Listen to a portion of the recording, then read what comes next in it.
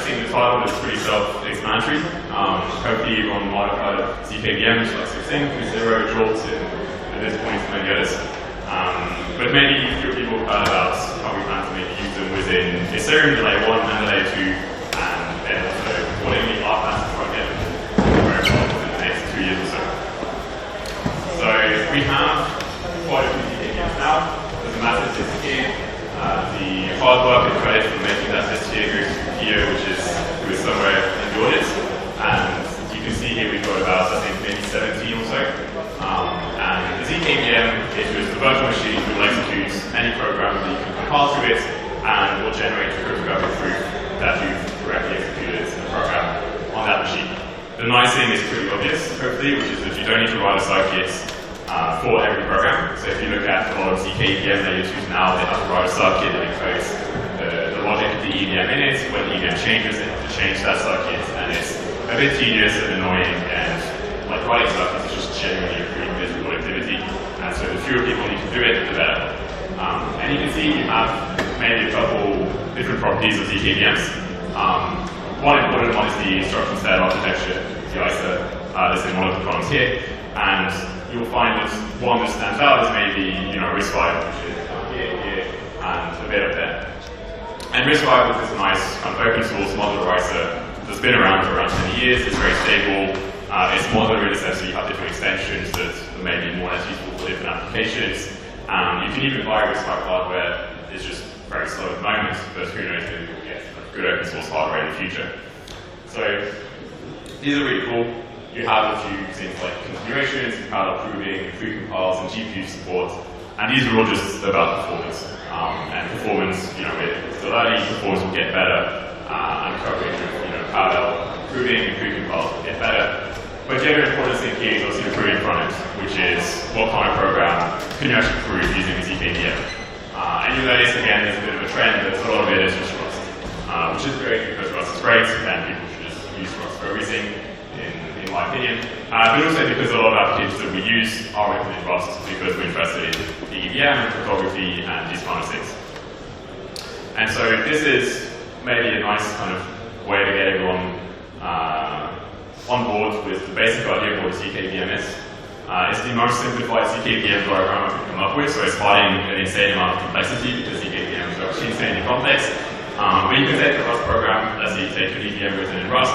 You compile it using your, maybe usual compiler to RISC-V. If you've got a RISC-V virtual machine or the relevant ISA. When I say your regular compiler, it's not quite true. You might compile to different targets, but it shouldn't need too much tweaking. And then what happens is that you execute the program, and you get an execution trace, which tells you the state of the VM at every step of the program execution, so the values that the registers are, what values the memory has, and so on. And this execution trace is turned into a polynomial, and then you also have polynomial constraints, which are constraints that dictate what a valid program is on the ZKVM, and then using the kind of polynomial constraints for the virtual machine semantics, and the polynomial that represents the execution trace of your program, you can then have a proof that your program was correctly executed on the virtual machine. You get a proof, and you can verify on chain. And this part here is just kind of standard ZK cryptography, nothing kind of too fancy there.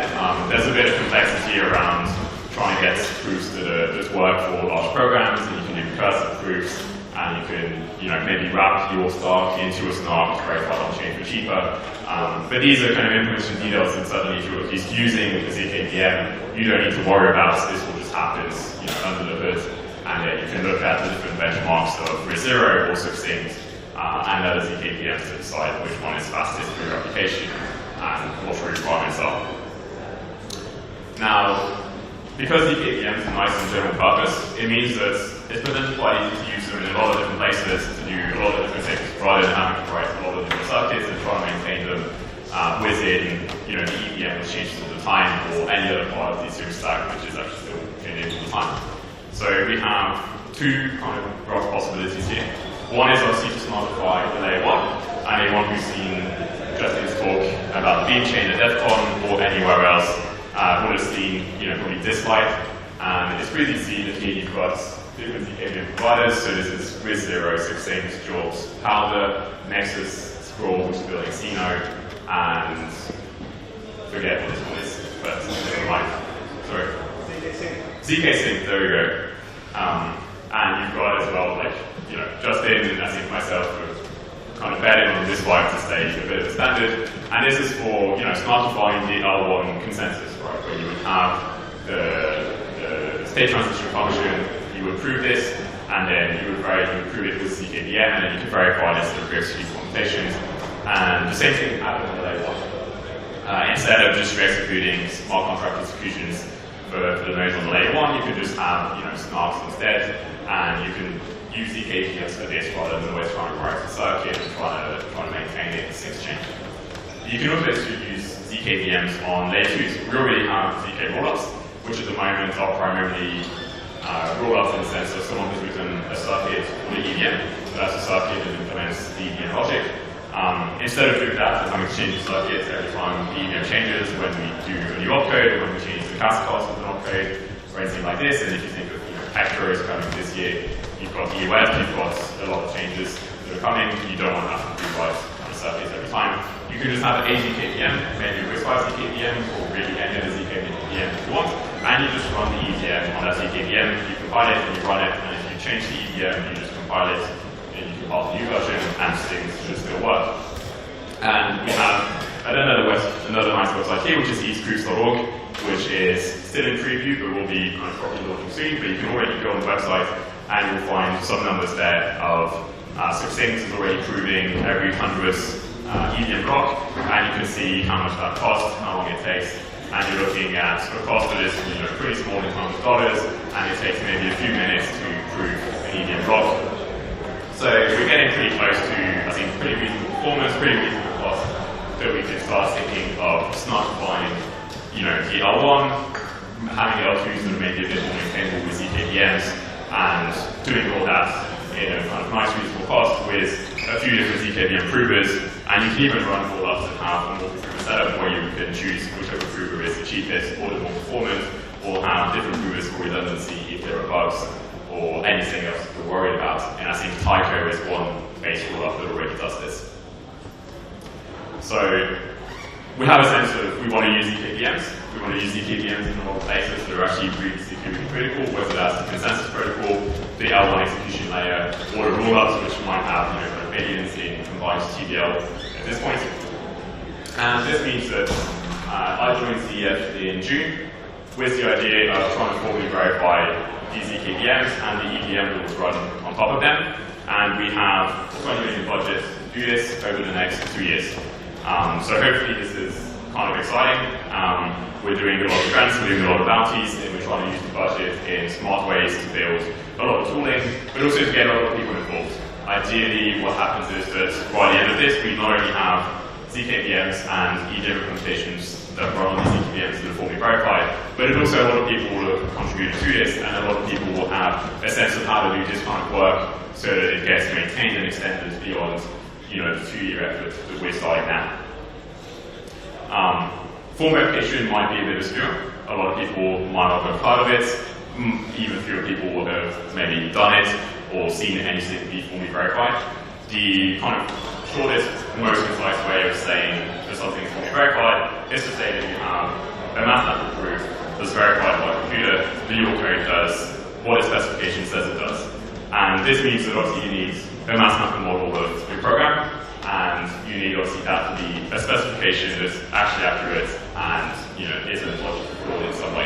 So there are obvious caveats. You can make different assumptions. You can model your program in a way that's not realistic. You know, your spec can just be wrong, and then your code will do weird stuff that it shouldn't do because your spec is wrong. But at least in practice, because we have a proof that should hold for any kind of input, it's a much more complete sense of security and verification that you would get from auditing or testing or fuzzing, which are all okay and in some ways cheaper and in some ways easier, but will never get you to the same level of guarantee. So as long as you're kind of consistent in checking that what you're actually proving with form verification is what you would actually want to prove, then you can't really do much better than this, up to, you know, assumptions and things like this that you can always chip away at, and that obviously you should highlight as any kind of caveats and be explicit about. But we're hoping to kind of push this much more as a standard. Formal verification already exists. We're obviously not inventing this. It's been around for decades within computer science in general, and within blockchains. ZK Sync has a formally verified on-chain verifier, the POM verifier, a few DeFi contracts are formally verified. You can really apply this to anything you want, but especially for security critical parts of the stack, is something that we feel we should push a lot farther than we have in the past, because one reason of having blockchains is to try to remove trusted parties, is to not have to trust a bunch of humans to do the right thing. But a bunch of humans are writing the code is hard to write, large code bases always have bugs, and so if you do want to be able to trust the code, you have to really formally verify at some point.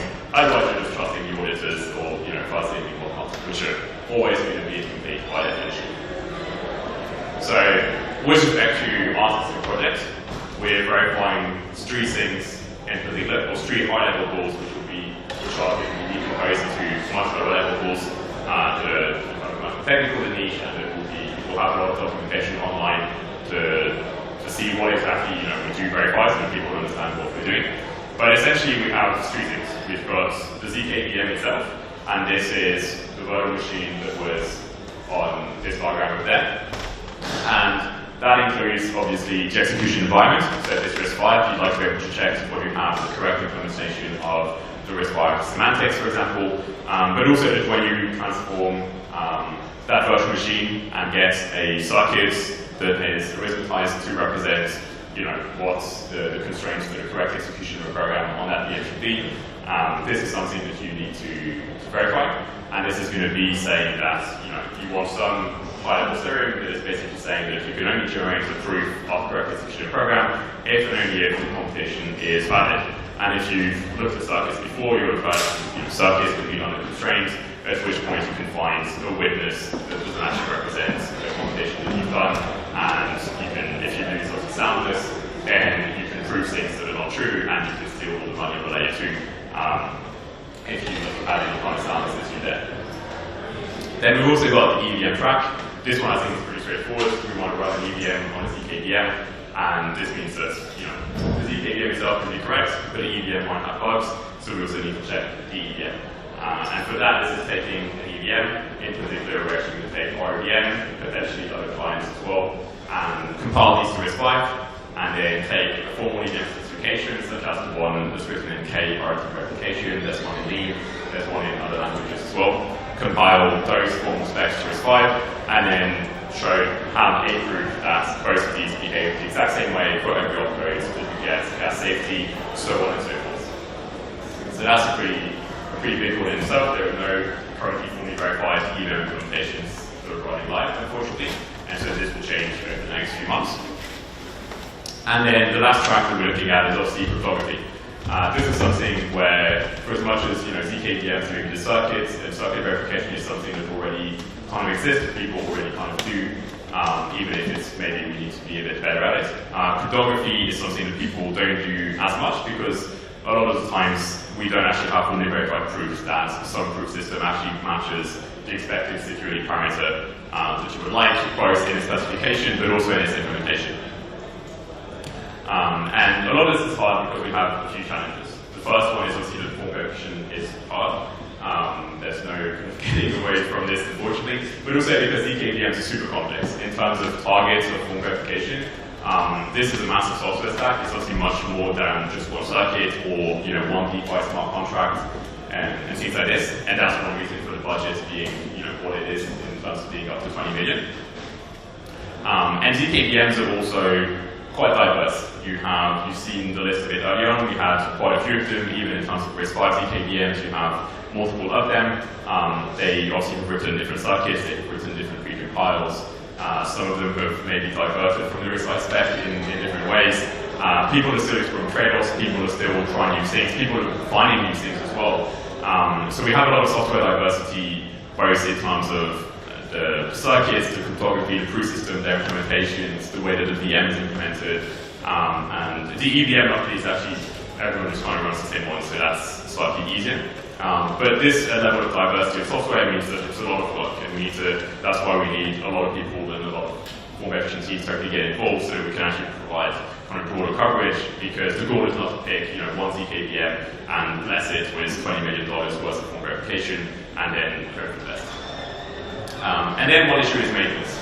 Anyone who's worked with software knows maintaining software is hard, and maintaining the proof that some software is formally verified is also hard, because whenever the software changes, which is very often, you also need to change the proof accordingly.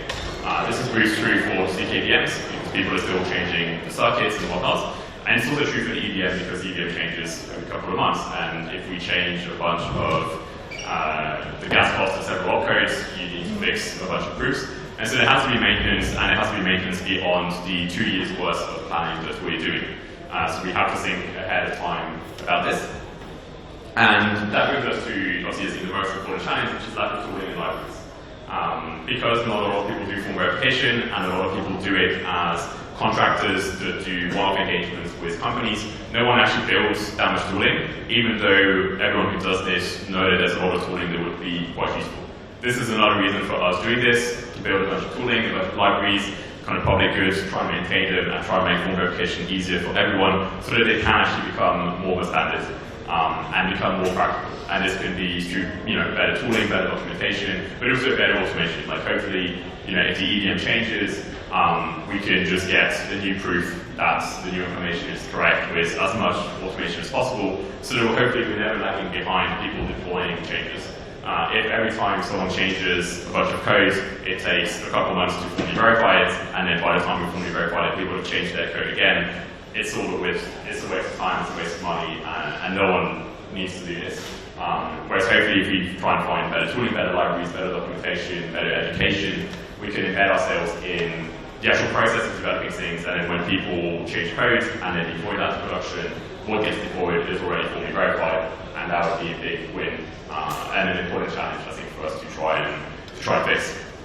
So we have work that is starting now, and by starting now I mean that a lot of the paperwork finished on Thursday for a lot of the grants, and this is work that's going on in parallel with different teams on different tracks. You've got a lot of work on the zkVM track, and this is getting the official RISC-V specifications that are written in a specific language called Seoul, extracted to Lean, which we'll use for a lot of form verification work. There's already a Seoul extraction through things like COG and Isabel and Paul and other proof of systems, but we're adding this to Lean, and we're kind of very lucky to get a lot of cool people to do this, including the guys in Cambridge who are behind the official RISC-V spec. So that's some good news for us there. And then we've got a bunch of work starting on formally verifying circuits and arithmetizations of the RISC-V semantics in Lean. We will get more of this done. This is starting with Gal1 ZK security. Other teams will likely also get grants to do this kind of work, as well as doing it in proof of systems other than Lean, such as, for example, COG. And we're also developing an intermediate representation for circuits with Veridize. This will be an MLIR dialect for those who are as enthusiastic about MLIR as I am. And the idea there is because we have a ton of diversity in ZK DSLs and ways of writing circuits, and hopefully we can do some intermediate representation that will serve as a unified layer for circuit analysis and verification, and that we can then have an embedding of this IR in Lean and other proof of systems to prove things about circuits, no matter how people write their circuits. People can keep writing their circuits in whatever DSL they want, compile down to that IR, and then it will be verified at that IR, instead of trying to embed a ton of different ZK DSLs inside proof of systems, which would be a bit too tedious. On the EVM track, I think this is very straightforward. We'll be verifying that the Rust EVM implementation behaves the same as the KVM formal specification, all of it compiled to RISC-V with runtime verification.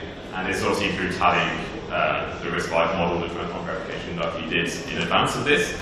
But we're also trying something a bit different, where we're going to try and build an EVM in COG, which is a proof assistant, that will hopefully be performant, and we will compile with a formally verified compiler down to RISC-V. And then you don't need to verify an implementation against this. This should hopefully, if everything goes well, actually be maybe performant enough to be, an EVM in itself. We'll see how this goes. It's a bit more of an experiment. It's not guaranteed that it will work, but it's worth giving it a shot, because we typically have a very nice formally verified EVM that way, instead of always, having to redo the proofs of form verification.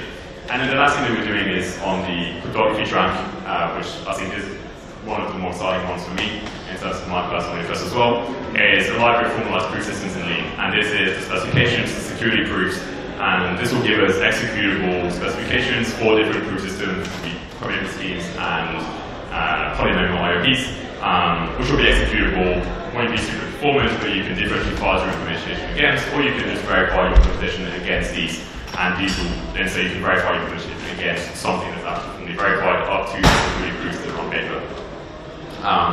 And the last thing that I want to say before I run out of time is obviously that the important thing here for me to hopefully have as a takeaway is that we're doing all of this work, and it sounds a lot like making sure that things are secure and so on. Security is obviously important, and it's one reason that we're doing this. But one thing that's important with form verification is that it forces you to reason about your code, it forces you to model your code. What happens a lot is that when you do form verification, you find optimizations to your code because you have to model it and think about it in a very rigorous way. AWS has been doing a fantastic job of doing this internally. They have the best team and obviously, massive budget and whatnot. But they've gotten to a point where they found that formally verifying code actually allows them to deploy code faster, to iterate better, and to get more performant code. And so success here is not about security. It's about having security because of form verification that allows us to push even further in terms of performance. So hopefully even if you're doing form verification, if you don't care about security, this is still exciting. We're hoping that this actually leads us to much higher performance levels down the road and allows us to push further into doing things that you can't possibly audit because it's the most sketchy handwritten assembly you've ever seen and things like this. So hopefully this is kind of what people try to think of when they think of form verification, not just security, but also actually enabling things because you have security that's guaranteed with form verification and being able to push things further. We've got a project website, we've got a GitHub repository where a lot of work will be posted because a lot of work is barely started. Some of it isn't there yet. But you can go and see the project website. There'll be some documentation that will be added as we go along, as well as news about the grants and progress and issues that we find in the software that we look at. And I think this is mostly it. If you know people who do form verification, please get in touch with me. We're always happy to talk to people and see if we can give them a grant and get them to do some cool work. And if not, hopefully remember that form verification is important, but not just for security, also to just have better, faster, more performance software that we can all benefit from. Thank you.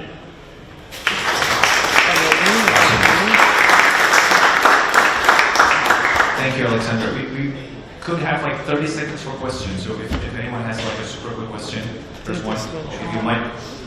Yeah, actually, I'm just curious, it's kind of a weird question, but when you do this formal proof, right, you're running also some computation. So would you do a ZK proof over formal proof? So, yes, if you have a proof in a proof assistance like Lean, the way that the proof assistance checks the proof is by executing a type checker. The type checker is a program like any other. You can produce a snark of the type checker executing. You just have to make sure that everyone agrees on what the serial that is checked should be, so that people know what the proof actually shows. But you can definitely have a snark. That's something that's formally verified. Amazing. Thank you so much, Alexander, again.